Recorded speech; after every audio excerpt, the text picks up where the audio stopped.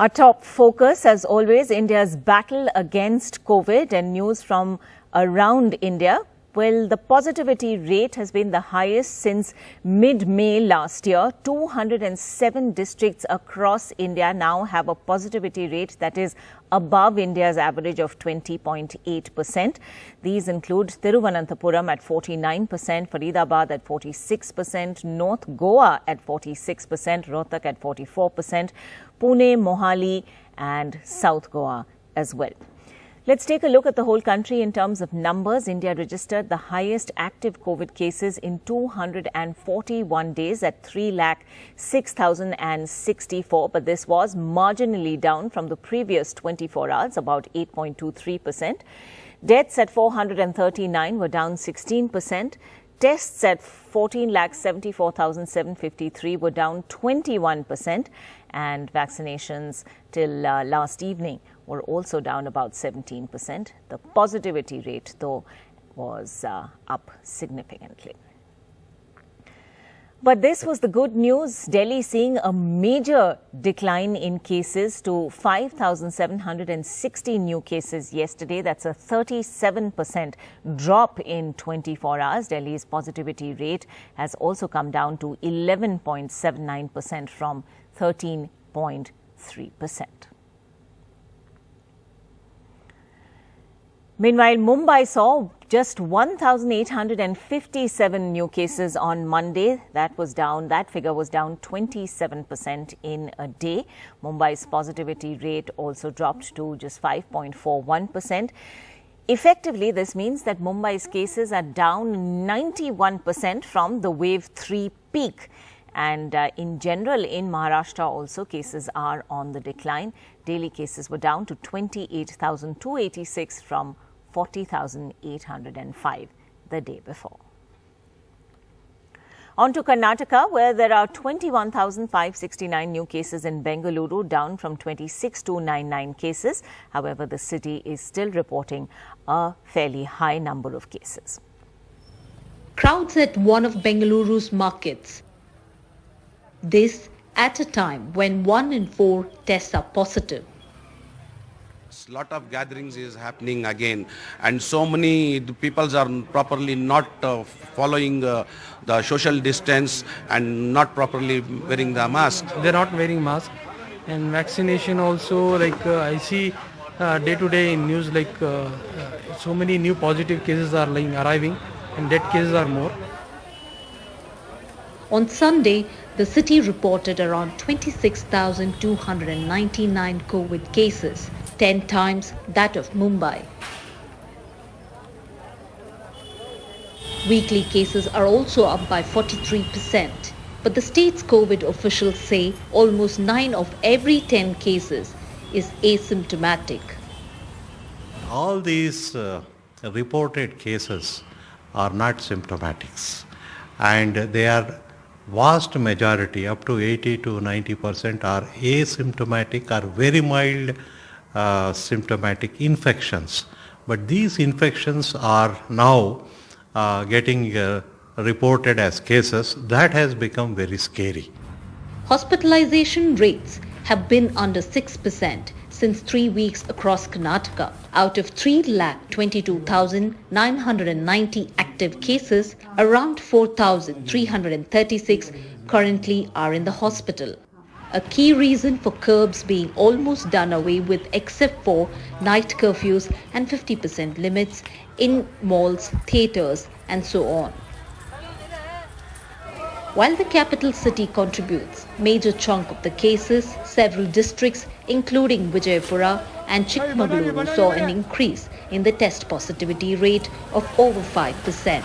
The increase has been attributed to the Sankranti festival, says the Technical Advisory Committee. According to COVID Task Force, Bengaluru will see a peak by this month end. But what's really positive this time as compared to the second wave is that there is no lack of hospital beds or shortage of oxygen. This is also due to where the hospitalization is just anywhere between 5 to 6%. In Bengaluru, with camera person Govind Murthy, Shrija for NDTV. Dr. M.K. Sudarshan, the chairman of the Technical Advisory Committee, has said Karnataka is witnessing a spike because of testing being ramped up. More importantly, he stressed on the fact that the state was not following the ICMR's testing policy, which requires only symptomatic patients to be tested. He was speaking to, this was an exclusive interview to NDTV's Shrija. Bengaluru in Karnataka is reporting a 10 times higher than Mumbai. In fact, we are reporting a daily average count anywhere between 25,000 to nearly 30,000. But at a time when we are looking at a surge, the government has gone ahead and also lifted the weekend curfew. Now, the justification given by the government is that there's not really many significant hospitalizations that's been reported, which is only 5%. Joining me today here on NDTV is Mr. Dr. M.K. Sudarshan, who's the chairman of the Technical Advisory Committee for Karnataka. Well, thank you, sir, for joining us. Firstly, if you could tell us, we're looking at a surge in Bengaluru, and first of all, it's 10 times higher as compared to Mumbai. Now, the surge, when are we looking at a surge, and how long would this continue? Yeah. Firstly, let me tell you the surge is mainly because of the very high number of testing we are doing. Like we are doing around 1.5 lakh tests per day. And we are testing even the asymptomatics. We are yet to adopt the ICMR guidelines, which has to be purposive. So because of this high testing, we are having a very high rates, and it is important to know here that all these reported cases are not symptomatics, and they are vast majority, up to 80 to 90%, are asymptomatic or very mild symptomatic infections. But these infections are now getting reported as cases. That has become very scary. On to Kerala, where the capital, Thiruvananthapuram, is now seeing the strictest possible curbs. This after Thiruvananthapuram was classified under the worst affected category under Kerala's sort of 3 classification categories. This is category C now, where cinemas, theatres, swimming pools and gyms are all closed. There's no social, cultural, political, religious or public meetings allowed at all.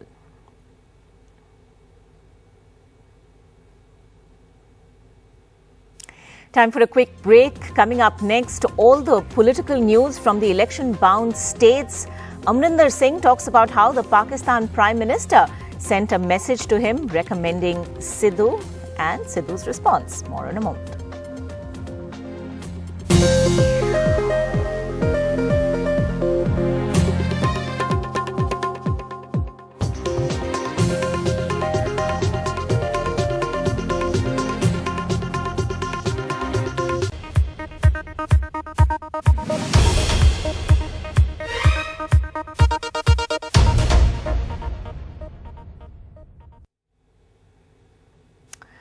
All right, let's get you the latest election news now from Punjab and Patiala, which is one of the big cities of Punjab and is also considered to be the stronghold of Captain Amarinder Singh. Sharad Sharma goes to Patiala to try and find out just where Patiala is placed in the big Punjab battle. Punjab's former Chief Minister Amarinder Singh's seat-sharing announcement with the BJP today was accompanied by a shocker. He alleged that he got a request from the Pakistan Prime Minister to reinstate his arch-rival Navjot Sidhu as a minister. Pakistan से message ये आया मुझे कि the Prime Minister has sent a request कि if you can take Sidhu into your cabinet, I will be grateful. He is an old friend of mine. और अगर वो काम नहीं करेगा तो उसको निकाल देना. Sidhu refused to comment, calling Amarinder Singh a spent force. यार ਇਹਦਾ ਨਾਲ ਕੀ ਕੰਸਰਨ ਹੈ ਯਾਰ ਇਹਦਾ ਜਵਾਬ ਅਗਲੀ ਪ੍ਰੈਸ ਕਾਨਫਰੰਸ ਵਿੱਚ ਇਹਦਾ ਜਵਾਬ ਉਹਦੇ ਤੋਂ ਪੁੱਛ ਜਿਹਨੂੰ ਸੁਲਤਾਨ ਘੋੜੇ ਤੇ ਚੜਾ ਕੇ ਲਿਆਇਆ ਸੀ. Amarinder Singh has a battle on his hands, even on his home turf of Patiala, which his family once ruled as Maharajas. His new party, the Punjab Lok Congress, is contesting 37 seats, whereas the BJP gets 65, its highest ever in Punjab. Captain साहब दा कुछ नहीं है यहाँ. Captain साहब यहाँ के राजा हैं, महाराजा हैं यहाँ के, और मुख्यमंत्री रहे. कैप्टन साहब का नहीं है. उन्होंने पटियाले में कोई काम नहीं किया जी हुण तक. केड़ी पार्टी का माहौल है? आम आदमी पार्टी का जी. आम आदमी पार्टी क्यों चाहते हैं आम आदमी पार्टी ਨੂੰ?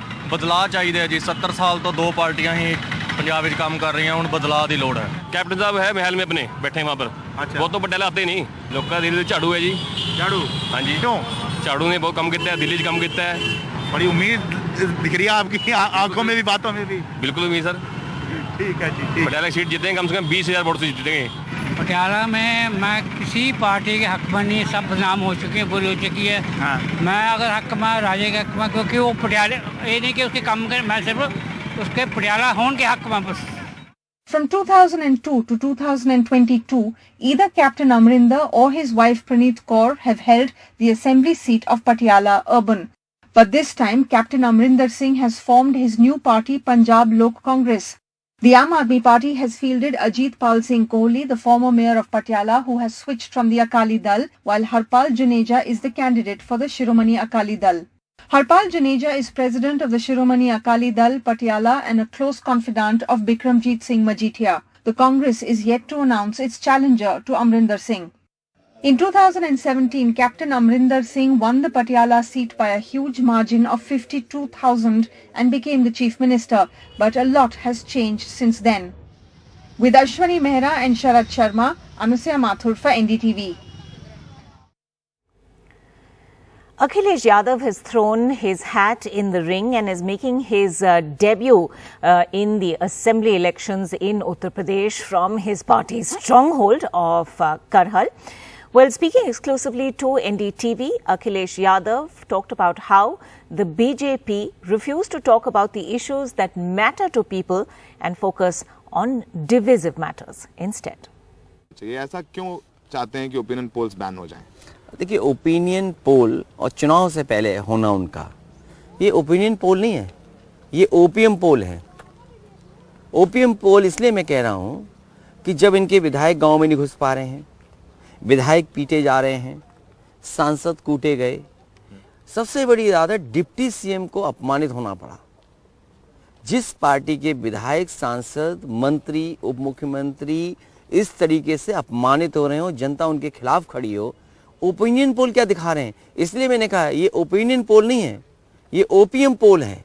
पता नहीं किस नशे में लोग क्या दिखा रहे हैं, क्या आंकड़े पेश कर रहे हैं. जो पार्टी सरकारी रैली कर रही हो, जिसकी चुनावी सभाएं खाली रही हो, विधायक सांसदों को अपमानित होना पड़ रहा हो, डिप्टी सीएम को अपमानित होना पड़ रहा हो, तो आप क्या समझते हो ओपिनियन पोल? क्या सच होंगे ओपिनियन पोल? और महंगाई बताइए कितनी है. आज महंगाई से हर इंसान परेशान है. बीजेपी महंगाई पे बात नहीं कर रही, डीजल पेट्रोल पे बात नहीं कर रही. इनके लोग लगातार पलायन की, लगातार दंगे की, लगातार इस तरह के शब्द इस्तेमाल करते हैं जिससे समाज में बंटवारा हो, खाई पैदा हो. और मैंने कई मौकों पर कहा, जो पैदा करे खाई समझ लो वही है भाजपाई. जो समाज में खाई पैदा करे वही है भाजपाई. और फिर दंगे का अनुभव किसके पास है? हमारे डिप्टी सीएम के पास है, हमारे मुख्यमंत्री जी के पास है. With elections in Uttar Pradesh less than 3 weeks away, starting from the western part of the state where the anti-farm laws movement was the strongest, the BJP's campaign appears increasingly shrill, with deeply polarizing statements being made almost every day. A fresh controversy is over the Samajwadi Party's candidate lists, with the BJP asking why Akhilesh Yadav's party is not releasing these lists anymore in public. पहले गाजियाबाद में हज house बनता था, हमारी सरकार ने कैलाश मानसरोवर का भवन बना दिया. Polarizing comments by Yogi Adityanath in West UP's Ghaziabad, a phase 1 seat on Sunday. Such comments are not a first for the BJP in the UP campaign, but as elections in India's most populous state draw closer, starting with West UP, where the BJP faced massive opposition over farm laws, the party's comments on minorities appear to be getting shriller. जब ये पुरानी pension रोकी गई थी तब उनके अब्बा जान ही प्रदेश के मुख्यमंत्री थे.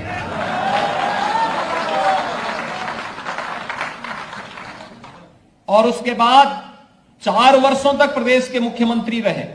प्रदेश के सरकारी कर्मचारियों के बारे में उनके पास कोई सोच नहीं थी. Much of this election is virtual because of COVID, and an analysis of Adityanath's Twitter timeline for just the past week found as many as 6 references to danga or riots, and a reference each to Abba Jan, mafia, and palayan or migration. His deputy Keshav Maurya referred to riots thrice on his Twitter feed in the past 7 days and made a reference each to mafia and migration. Interestingly, in the week prior to the last one, there is no mention of these issues or topics on Yogi Adityanath's Twitter timeline or on the Twitter feed of his deputy, Mr. Keshav Maurya. मैं तो इतना कहना चाहूंगा और बिल्कुल स्पष्ट कहूंगा, चाहे अखिलेश जी बुरा माने, जिन्ना से जो करे प्यार वो पाकिस्तान से कैसे करे इनकार. जो हिंदू मुस्लिम और जो जिन्ना का जो भूत है वो अभी 2.5 महीने उत्तर प्रदेश में रहेगा, 15 मार्च तक रहेगा. वो प्रवचन देगा, सरकारी मेहमान है, उनसे बचना है जनता को बस. Another front by the BJP against Akhilesh Yadav's party over candidate lists. This tweet by Deputy Chief Minister Keshav Maurya asking why the Samajwadi Party is not releasing candidate lists publicly anymore and what the party is afraid of. Sources in the Samajwadi Party that released one list of 29 candidates publicly on January 13 and this fresh list with names of 159 candidates today after the BJP's attacks said they were initially wary of the BJP using the lists on social media to polarize the elections, especially over Muslim candidates in Western UP. There are 13 for the first phases, 58 seats. मुझे लखनऊ से सूचना मिली थी कि जो है वो आपका ticket हो गया है. अच्छा, पार्टी लिस्ट जारी क्यों नहीं कर रही है? तो इसमें छुपाने वाली कौन सी ऐसी बात होती है कि इसको छुपाया जा रहा है? ये भाजपा जो है वो अपने जो है वो नकारापन को छुपाने के लिए ऐसी बातों को उजागर करना चाहती है. हमारी लिस्ट से क्या लेना देना बीजेपी का? बीजेपी ध्रुवीकरण की राजनीति करना चाहती है. हम बीजेपी से डरने वाले नहीं हैं. The battle for Uttar Pradesh getting more contentious. With Adnan Khan, Vineet Verma and Mohammad Adnan, this is Alok Pandey, NDTV. Still ahead, election strategist Prashant Kishor speaks exclusively to NDTV. What he thinks is the BJP's powerful narrative. We'll have more details in a moment.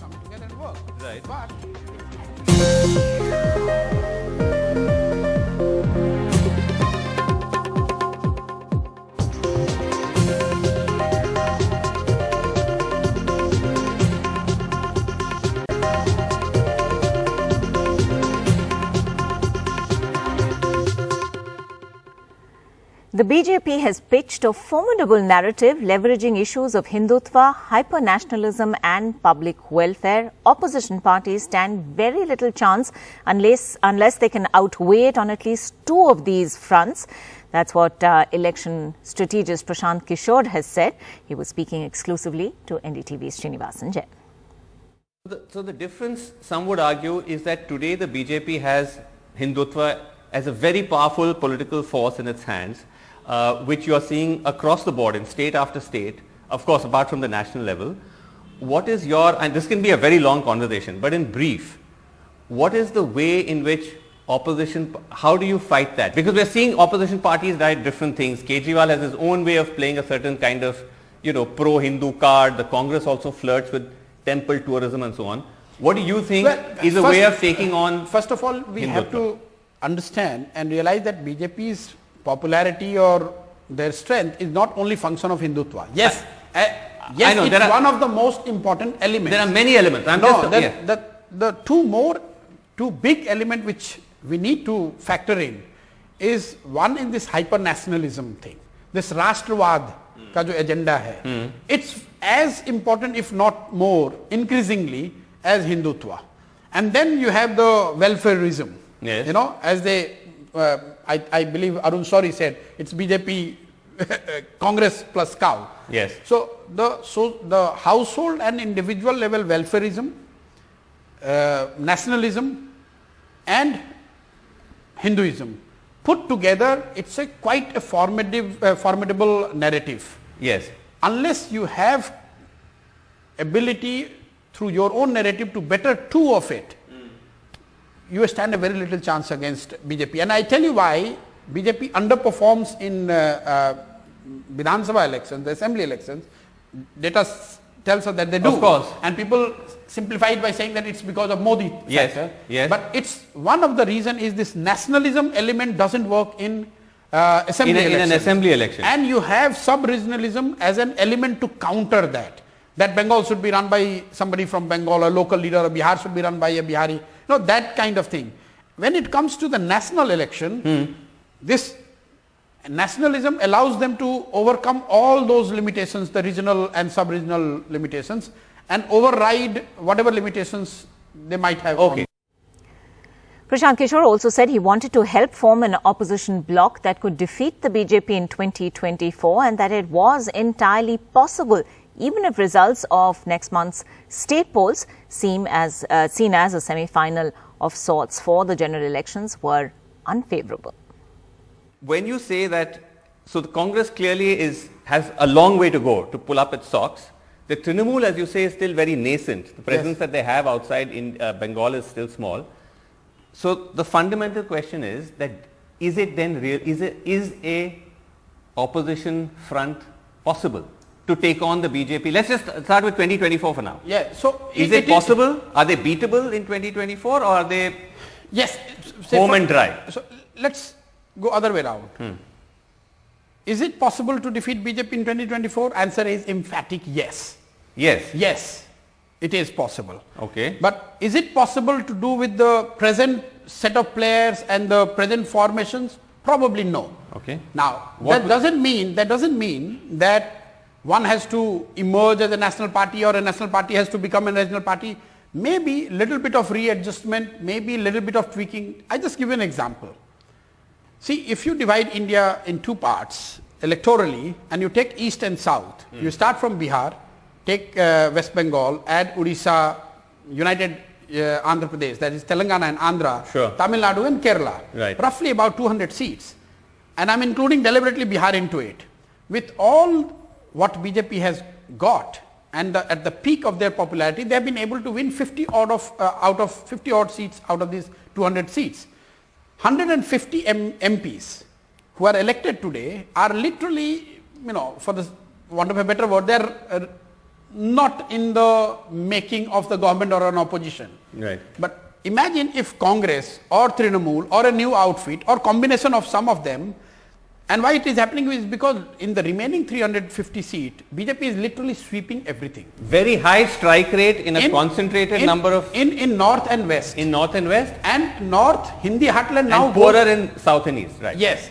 So, what it tells you that if Congress or Trinamool or for that matter any other party or a combination of these parties, they realign themselves and reboot their resources and strategy, say in about 200 odd seats, and they pull 100 seats out of that with a 50% strike rate, then you have a situation where opposition, so-called opposition and all its with all its element reaches 250 to 60 with the present number.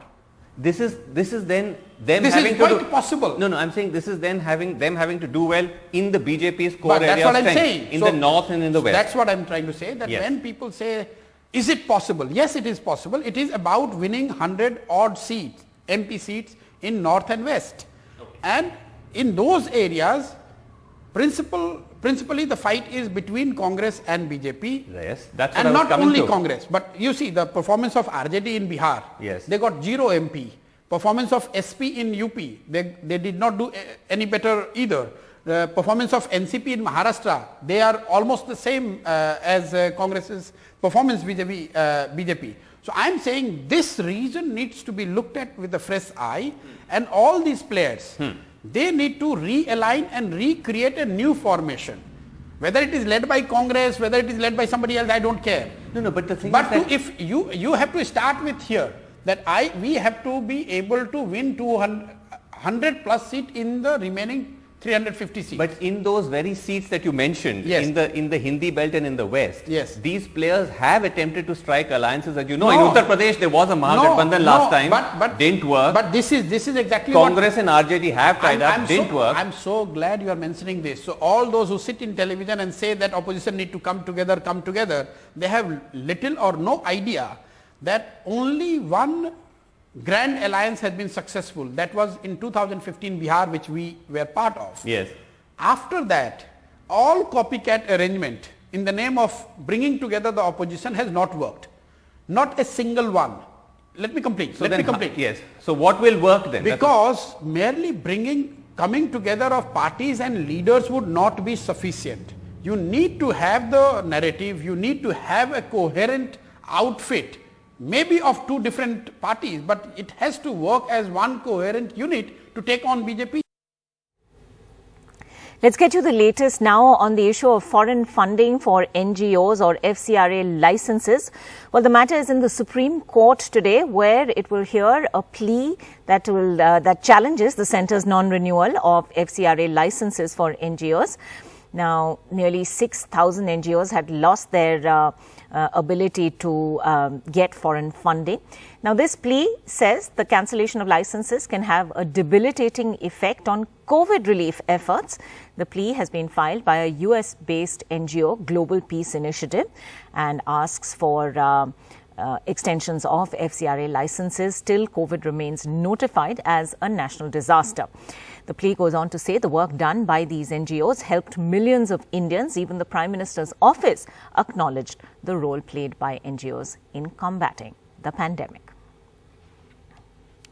On to news from Punjab, where a man has been arrested for climbing on the idol platform of a temple in Punjab's Patiala. The incident, which comes days before elections in the state, has been condemned by leaders of several political parties, including Chief Minister Charanjit Singh Channi. Last month, two men accused of desecrating Sikh religious sentiments in Amritsar and Kapurthala were killed by mobs. Several leaders tweeted to condemn this incident.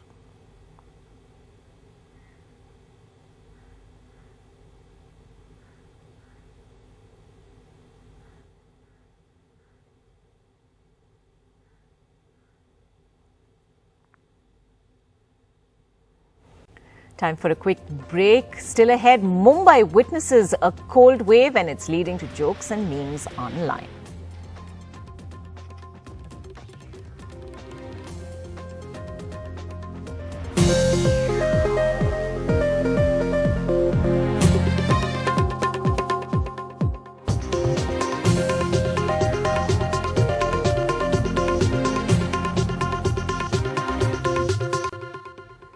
Light rainfall and winds have led to Mumbai experiencing unusually cold weather, leaving citizens complaining. Earlier this month, Mumbai experienced the season's coldest temperatures, with the temperature dropping to 13.2 degrees Celsius.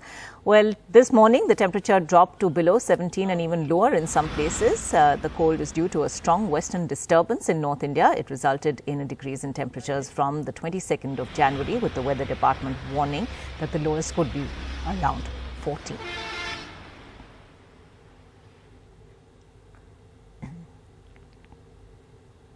For the first time, National Legal Services Authority's tableau will depict the Lok Adalat.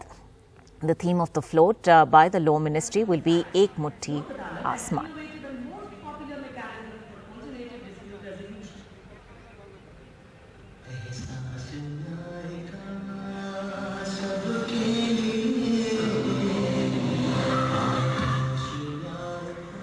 A laser show will also be held for the first time at the Beating Retreat ceremony. Rehearsals are underway for the ceremony to be held at the Vijay Chowk on the 29th of January. Drones will form the outline of the National War Memorial as they rehearse for the Beating Retreat.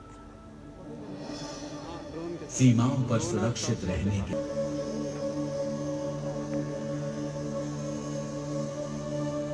आज हमारा देश एक स्वतंत्र राष्ट्र होने के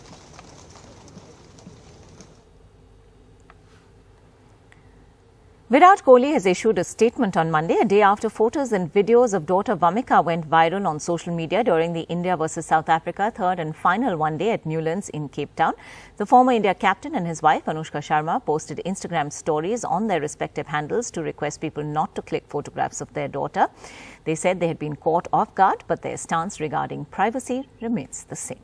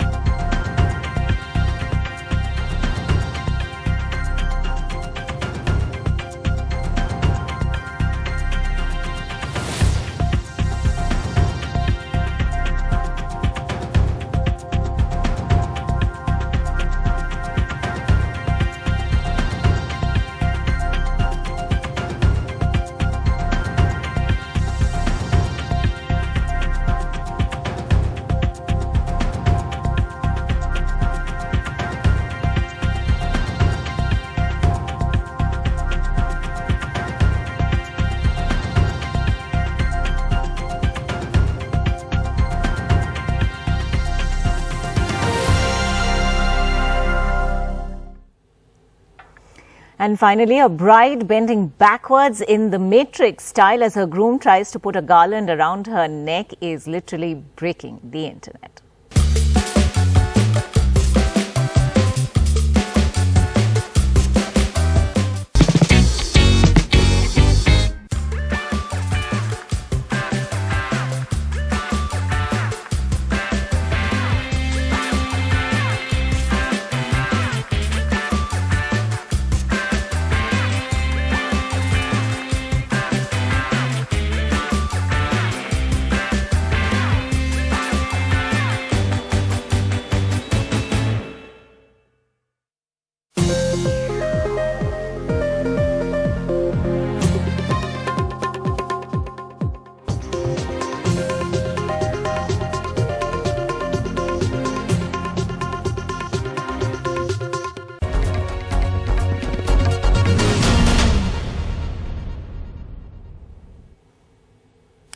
But first, in India's COVID numbers just coming in, India has recorded 2,55,874 new cases in 24 hours.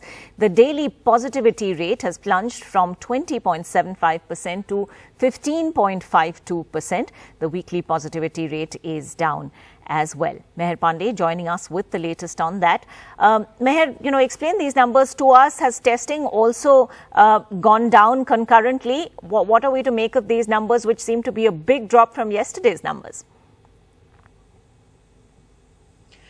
Exactly, Ankita. So in the last 24 hours, India has recorded 2,55,874 new cases. This is actually the first time in 5 days that cases have fallen under 3 lakh. So this is a big drop from our weekly average of cases so far. But remember that it is also Tuesday. Since the beginning of the pandemic, we have seen that every Tuesday there is a drop in the case count because of the pattern of testing.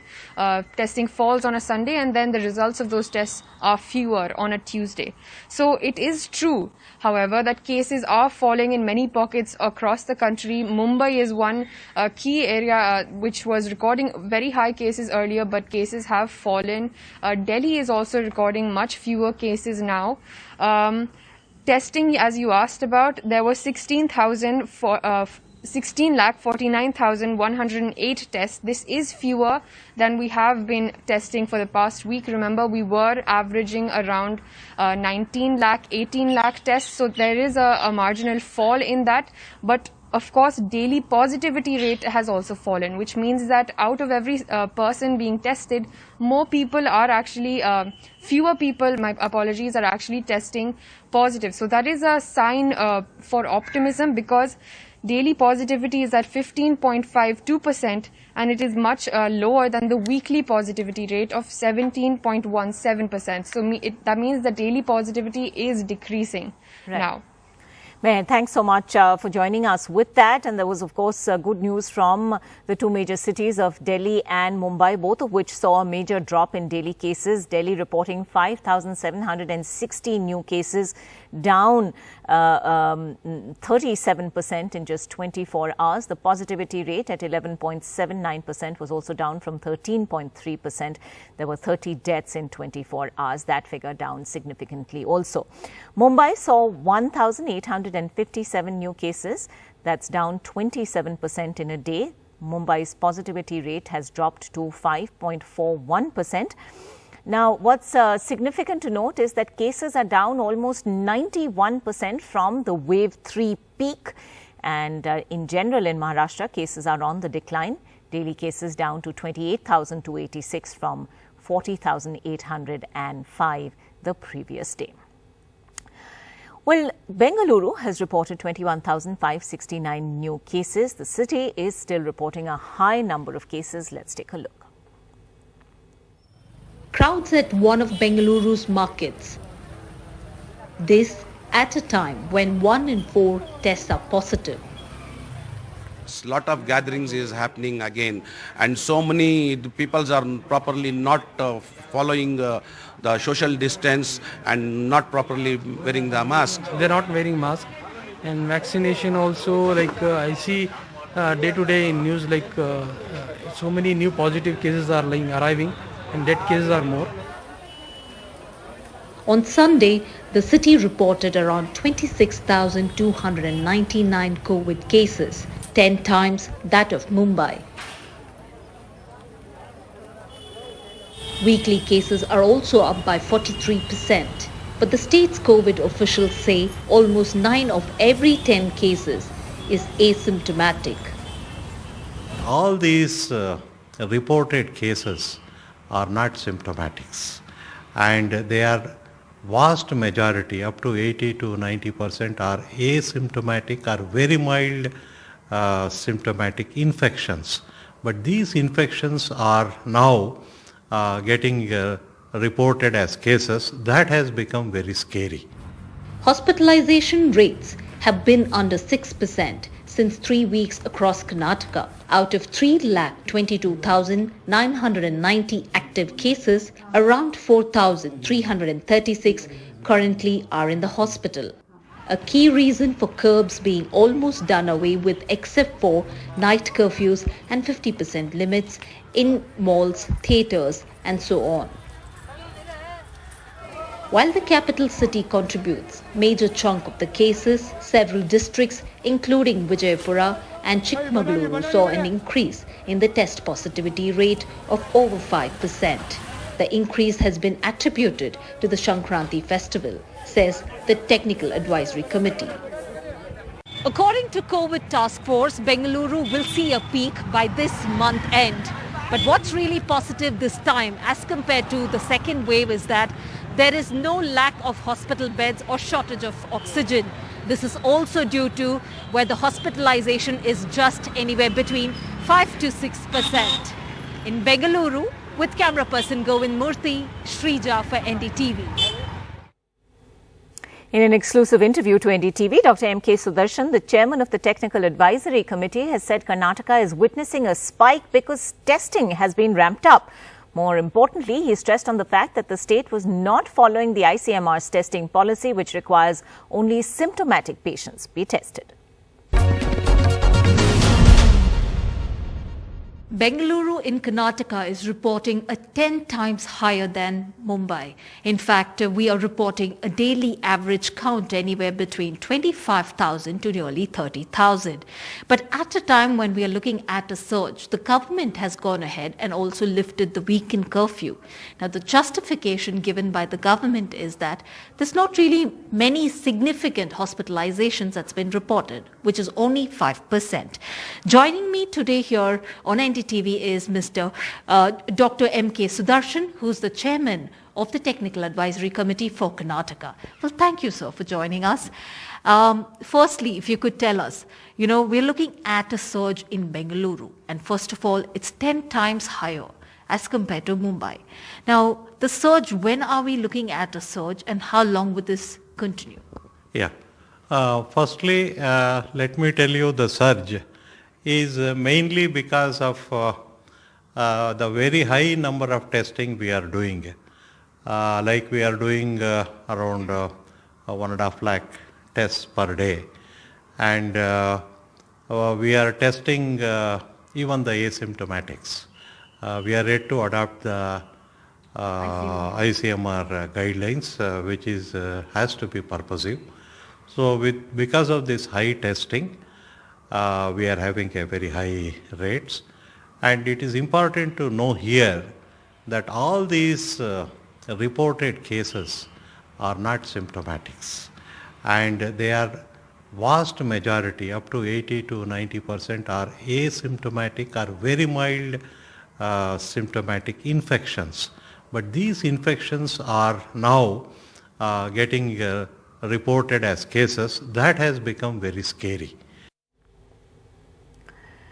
Meanwhile, Kerala's capital, Thiruvananthapuram, is seeing stricter curbs as it's now been categorized under the worst affected category or category C. Sneha joining us with the latest on that. Sneha, what sort of restrictions will Thiruvananthapuram have to follow now?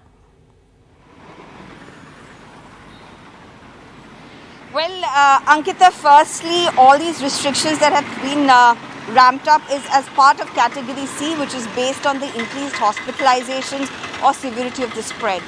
Now, let me give you glimpses of what to expect. This is the theatre right behind us, and it is shut. So theatres, gyms, swimming pools, all of these will remain closed. However, things like malls will remain open, but the direction is that the authorities have to ensure there is no overcrowding.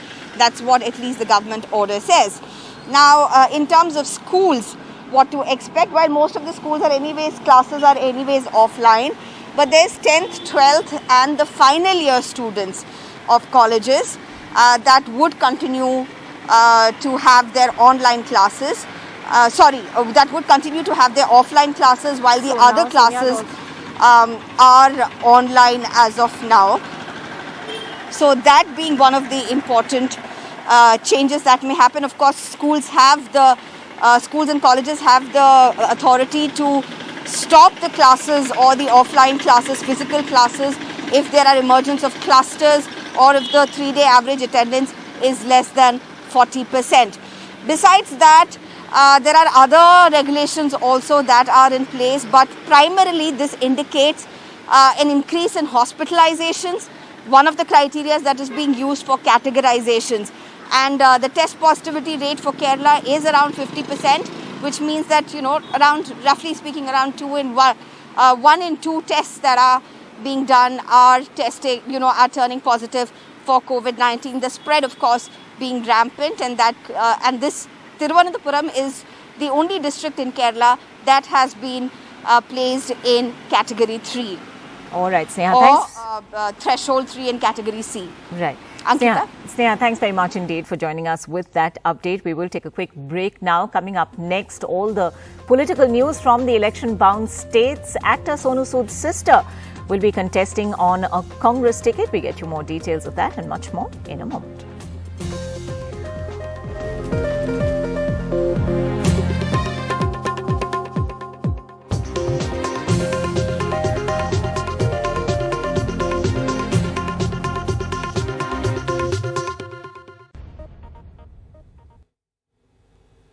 First up, news from poll-bound Punjab, where the Moga seat has been a big talking point in these elections. Bollywood actor Sonu Sood's sister, Malvika Sood Sachar, is contesting from Moga on a Congress ticket.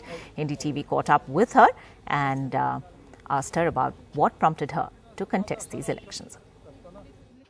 Malvika सूद है मेरे साथ, जो कि मोगा से कांग्रेस की उम्मीदवार है। मैं बहुत बहुत स्वागत है आपका। पहले तो ये बताइए कि क्यों लोगों को आपको वोट देना चाहिए, या क्यों आपको लगता है कि आप मोगा से चुनाव जीतेंगी? देखिए, लोग जो है खुद वोट देंगे, क्योंकि उनको पता है कि मालविका सूद बहुत टाइम से लोगों की मदद कर रही है, मोगा की बेटी है, और मोगा के लोगों को विश्वास है कि मोगा की जो बेटी है यहाँ पे जिसका जन्म हुआ है, यहीं पे बड़ी हुई है, मोगा के लोगों के साथ है और ज़्यादा से ज़्यादा डेवलपमेंट करेगी आने वाले समय में। आपने राजनीति में आने का फैसला क्यों किया और कांग्रेस को ही क्यों चुना आपने?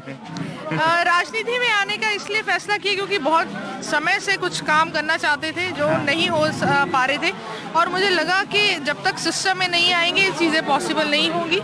और बताना चाहूँगी कि कांग्रेस पार्टी में इसलिए आई क्योंकि जब इतने टाइम से मैं विलेजेस में जब जा रही थी तो मैंने देखा कि जो कांग्रेस का कैडर है विलेजेस में बहुत साल पुराना है, और लोग जो है बहुत जुड़े हुए हैं इस परिवार के साथ जो कि कांग्रेस का है। मुझे लगा कि ज़्यादातर मैं लोगों के साथ ज़्यादा संपर्क में रह पाऊंगी और मुझे लोगों की मुश्किलें जल्दी पता लगेंगी अगर मैं कांग्रेस पार्टी से आती हूँ। आप अपनी कैंपेनिंग में बता रहे हैं कि सिस्टम कितना खराब है, इसलिए आपको सिस्टम में आना पड़ा, लेकिन आपको लगता है कि एक यहाँ पे कांग्रेस की ज़्यादातर सरकार पंजाब में रही है, पिछले 15 साल से मोगा सीट पर ही जो है कांग्रेस जीत रही है, तो ये जो एक बैगेज होगा ये भी आपको देखना होगा। देखिए, मुझे लगता है कहीं ना कहीं वोटर्स जो है समझदार हो गए हैं। अब की बारी वो किसी पार्टी को देख के नहीं, इंसान को देख के डालेंगे। उनको मालूम है कि मालविका सूद कोविड के दौरान भी बहुत काम किया उसने, और उससे पहले भी सोशल वर्क बहुत करती थी। और कहीं ना कहीं वो जो विश्वास है लोगों का हमेशा बना रहता है उस इंसान पे जब वो वोटिंग करते हैं। On to Uttar Pradesh, where Akhilesh Yadav has thrown his hat in the ring and he is going to be contesting from the Samajwadi Party's stronghold of Karhal. Well, will there be an Akhilesh effect in the forthcoming UP elections, and will it galvanize the Yadav belt? Akhilesh Yadav speaks exclusively to NDTV. ऐसा क्यों चाहते हैं कि opinion polls ban हो जाएं? देखिए, opinion poll और चुनाव से पहले होना उनका, ये ओपिनियन पोल नहीं है, ये ओपीएम पोल है।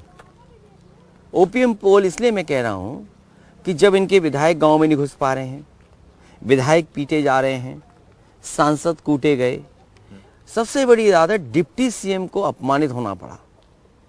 जिस पार्टी के विधायक, सांसद, मंत्री, उप मुख्यमंत्री इस तरीके से अपमानित हो रहे हो, जनता उनके खिलाफ खड़ी हो, ओपिनियन पोल क्या दिखा रहे हैं? इसलिए मैंने कहा ये ओपिनियन पोल नहीं है, ये ओपीएम पोल है।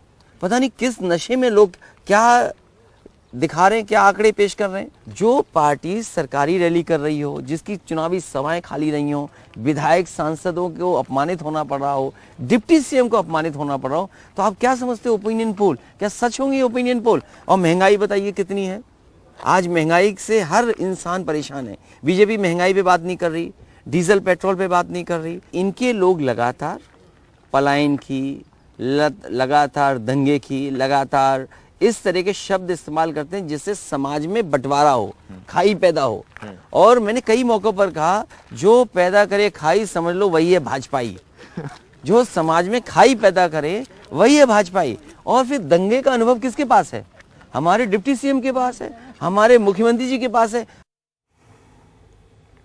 Election strategist Prashant Kishor on Monday said that his talks to team up with the Congress fell through after nearly 5 months of discussion following the West Bengal elections. And although the party remains vital to defeating the BJP on a national level, its current leadership, seemingly hinting at the Gandhi family, is not.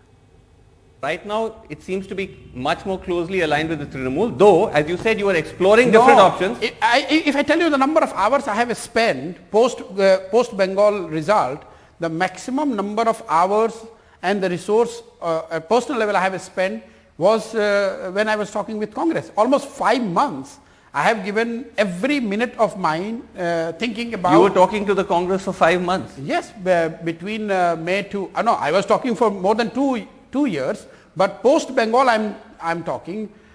Post Bengal between May to September, yes, almost 4 months. To be fair to Congress leadership, because of my background, because of who I am and what I have done in last few years, they are not wrong in being skeptical about whether I am going to be 100% loyal to them, or because I don't fit in the traditional metrics of loyalty, so they had to take that leap of faith and trust me. And they didn't have that? There was some doubts about... I'm saying both sides probably lacked the courage to take that leap of faith. Okay, that's still, I must say, somewhat of a general kind of answer. No, but what? There is no point. I'm trying to understand. No, there is no point in giving you specifics of a discussion which was essentially a private discussion.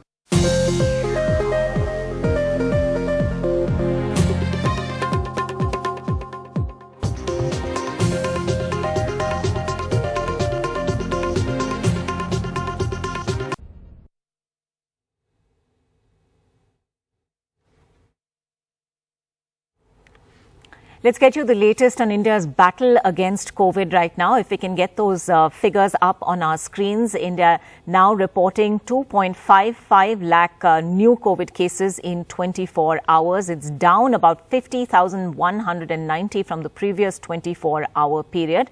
Deaths, however, are up at 614 deaths reported in 24 hours. That's 175 up from the previous day's figure. Now, the major cities of Delhi and Mumbai are, of course, seeing a big dip in COVID cases. These include Delhi and Mumbai. We'll talk about all that and more in detail with experts joining us on the program now. We have Dr. Subhash Salunke, member of the National Task Force of COVID-19, who's also advisor to the Maharashtra government.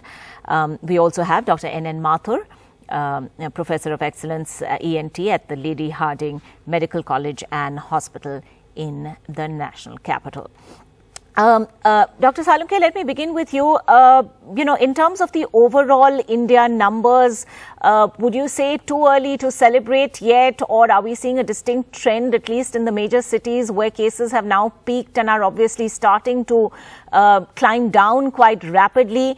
At least in the big cities, would you say that the third wave is on its way out?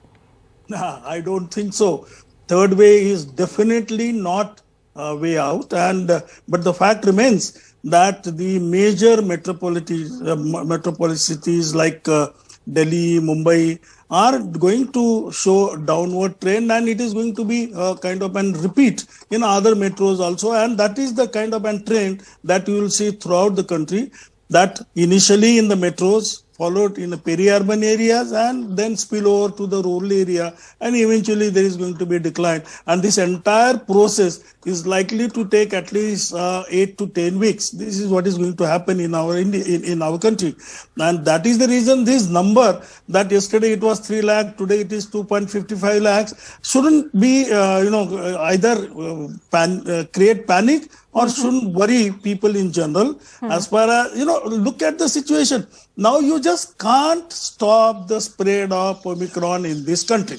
You test more people, you get more cases. So instead of 2,55,000, you have 355,000. Doesn't matter, makes not much difference. What is most important is positivity rate, and next most important is hospital occupancy or the bed occupancy and the deaths. These are the major criteria on which local administration need to take a decision. Not this total figure of India, 3 lakhs or 4 lakhs. Doesn't make much difference. So let us not confuse people. What is critical? What is critical is to understand that there will be the upward trend and downward trend. It will differ from state to state, metro and peri-urban and rural areas. That is the ground reality. Okay, and those are likely to happen at different times, as you point out, Doctor. Absolutely. Let's also bring in Dr. Venkatraman Kola, Clinical Director of the Yashoda Hospitals in Hyderabad. Dr. Kola, we've already heard from one expert saying Karnataka figures have suddenly seen this jump, but that's because Karnataka hasn't followed ICMR guidelines. They're testing everyone, including asymptomatic patients. Now, would you say that really speaks to Dr. Salunke's argument that, the overall numbers are really not, should not be as much of a consideration as seeing the broader points of whether hospital or medical infrastructure is being stressed at all. So many people right now are actually recovering perfectly well at home. So what really are the markers and indicators that should be of concern now? Yeah, what we have seen over the last 2-3 months from November onwards is the Omicron wave has been a rapid rise in any countries. If you look at South Africa, UK or United States of America, and we expect them to get down early also. This whole phenomenon happens over a 4 to 6 weeks time. Now we come across the testing numbers and the positivity rate and all that. See, over the last few weeks, at least the population in India now understood that the Omicron variant looks relatively milder, and the hospitalization and deaths has not been that high like what we have seen in the previous waves like Delta. And the hospitals, particularly we had many cases in the ICU, but all of them, believe me, are of comorbid medical cases where the RAT is or the RT-PCR is just an incidental finding of being positive. So what happened is the last 2-3 weeks, the testing has gone down in some of the states and testing has gone up in some of the states. The testing is one of the concerns because many population, now people who have started thinking, okay, it is a common cold variant, so stay home, isolate yourself, take care at home with symptomatically. Probably that is the reason we are seeing up downs. But yes, we are somewhere in that upsurge peak. It will take a few weeks, maybe another 2 to 4 weeks. It is too early to comment that we are seeing a downtrend. Okay, fair enough.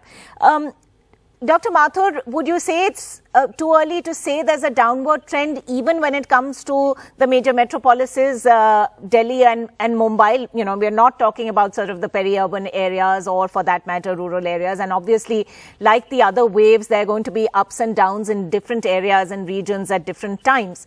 And we completely take Dr. Salunke's point about that. But as far as Mumbai and Delhi are concerned, do you believe that these numbers speak, for anything, the fact that, the peak is over and that we are seeing a distinct downward trend? In all probabilities, yes. There had been consistent downward trend for last 1 week, and we have seen day by day there is consistency in that trend. So in Delhi and Mumbai, I am very confident that probably the things are on the right track and they are decreasing. Although, as very rightly pointed out by Dr. Saab, that this time, this wave is a little different, that in the ICU, the patients who are there are basically, they did not come for the COVID. It was they were discovered to be having Omicron when they were tested for the rapid antigen because they were there in the ICU settings. So the scenario is a little different. Earlier in the Delta wave, they had come into the ICU because of COVID, and they also had the comorbidities. So there is slight change in the in interpreting the figures of even the ICU and the hospital admissions. Right. So then, Dr. Mathur, I guess the follow-up question really is, do COVID restrictions, do very strict COVID restrictions have to necessarily continue in cities which are seeing a distinct downward trend? Delhi, for instance, we're still seeing night curfew, weekend curfew, shops opening, odd and even on alternative days. Would you say that all of this is still strictly necessary? Yes, actually, there is always a lag period between these actions. So we have to maintain that lag. When the things improve, I feel it will be very appropriate to wait for 2 weeks for the trend to stabilize. Mm-hmm. And 1 week is already over. Let us continue for 1 more week. That's what my personal feeling is. Right. That there should be, we should watch it for 1 more week. All right. Dr. Salunke, is that something you would agree with? Yes. I personally feel some restrictions are absolutely must. We shouldn't give impression to the people that everything is honky-dory and now you can come out and do whatever you want. Nothing doing. You have to follow 2 basic things. Use of mask, non-negotiable. 2, unnecessarily conglomeration or unnecessarily bringing people together, not acceptable. Not to impact economy adversely is agreed to. However, finding a balance at these kinds of strategic situations is the responsibility of the local administration. So I feel not only in Delhi and Mumbai, but throughout the country, in spite of downward trend that may eventually come after 7-8 weeks, we must continue with these 2 basic principles. Please remember what WHO DG has stated today itself, that Omicron is not going to be the last variant. And please also remember, right now in Mumbai particularly and in Maharashtra, we have the 2 varieties of 2 variants which are circulating. Delta is circulating, so also Omicron. Who knows what is going to happen if these 2 circulating, variants come together and there could be another one. And the unfortunate part in the northern India, there is no reporting. There is not much of a problem. Now that complacency part that we see in the northern India is a risk for the entire country. And from that perspective, restrictions are obligatory, but judicious restrictions ensuring that there will be minimum economic impact, but there will be as much of protection given from the perspective of pandemic is the key challenge for governments and also the administration. All right. Thank you very much indeed, Dr. Salunke, Dr. Mathur and Dr. Raman Kola for joining us on this discussion this morning with your thoughts. On to other news, and railway traffic on the Patna-Howrah route was badly affected on Monday because of protests on the railway track at the Rajendranagar station by students who had participated in the Railway Recruitment Board's exam. Protesters were alleging erroneous results. They wanted a relook at the entire system, and several trains were disrupted, leading to cancellations of at least a dozen trains. Later, the railway police and the Bihar police lathi-charged and used tear gas to disperse protesters.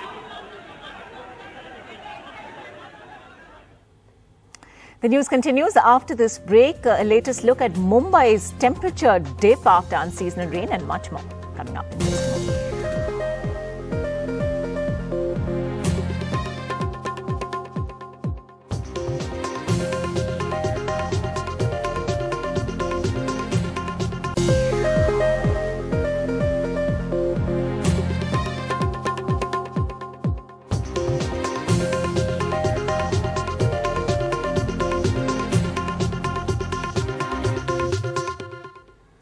Welcome back to Good Morning India. Well, it's not often that you use the words Mumbai and shivering in the same sentence, but it seems that is what is happening. Mumbai seeing a big dip in minimum temperatures after unseasonal rain. In fact, temperatures have fallen to 14 degrees in some parts of the city. Saurabh Gupta joining us with the latest. Saurabh, it's also set off a lot of jokes and memes online.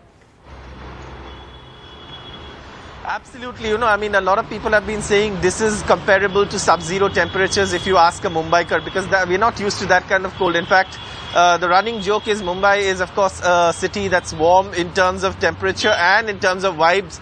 And at this point, the temperatures seem to be really falling, with the city recording, one of the coldest Januaries this time around.